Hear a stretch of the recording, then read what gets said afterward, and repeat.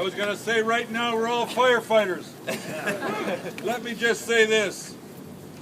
I think that Kasich and the right-wing ideologues that he represents thought they could divide the private sector from the public sector by pretending that they're leaving us out. But let me again tell you this, when I drive into Warren, or I drive through Youngstown, or I drive through Sharon, I see plant after plant after plant that's boarded up. They've been attacking the middle class for a long time. Yeah. The problem is this time, they picked the wrong time in the wrong state, and we're going to stick together.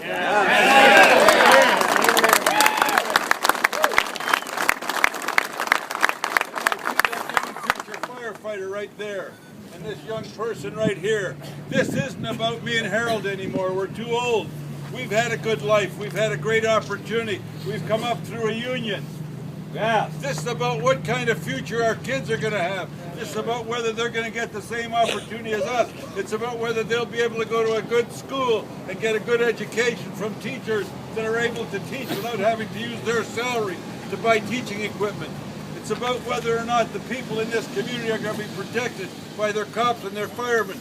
I don't know when the last time a firefighter, a teacher, a cop, or a steelworker caused the economy to collapse. No. Ain't that right? I don't know the last time. Right. I don't know the last time that a bunch of steelworkers and firefighters got together and said we ought to ship our jobs to China so that we can lose our tax base, so our schools can be starved of money. I don't remember that. What I do remember is a bunch of pigs at the trough who are wanting to line their pockets, who are wanting to move our jobs offshore, who are wanting to privatize our schools, who are willing to have, in the state of New Jersey, if you don't know this, you ought to learn about it. They want to use prisoners as firefighters. They want to say that the better thing about using prisoners as firefighters is they're available 24/7 and you don't have to pay them. Well, you know what? That's bullshit. I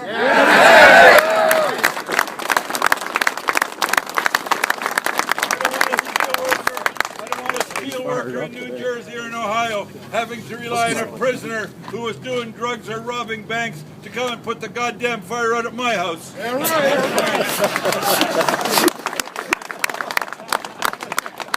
Make sure I was clear about that. The other day I was on the Ed Show. I don't know if there's anybody here. Somebody told me Fox News might show up. Yeah. Let me tell you this. I was on the Ed Show the other day, and Ed asked me about, well, what if the Occupy movement doesn't work?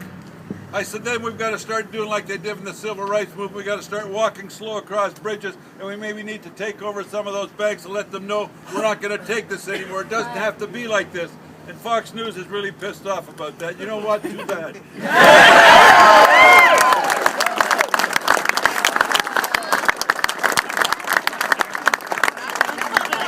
So today, if you look at the polls, it looks like a sure win. But you know what? Don't believe the polls. No, don't believe the polls. We have to get every single person that can vote out to those polls.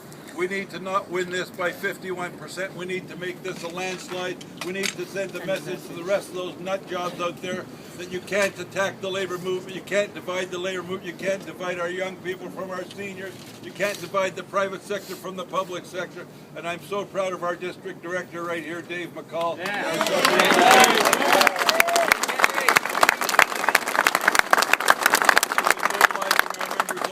The state. They've been mobilizing our folks wherever they can. We've brought folks in from our headquarters. We've got people working everywhere because we understand this old slogan.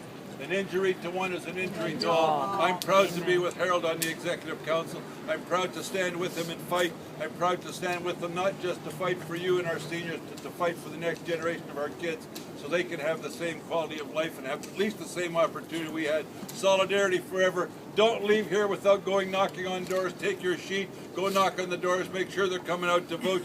Make sure that if they say yes, you go back to see them on voting day and make sure they get there. So solidarity forever, united.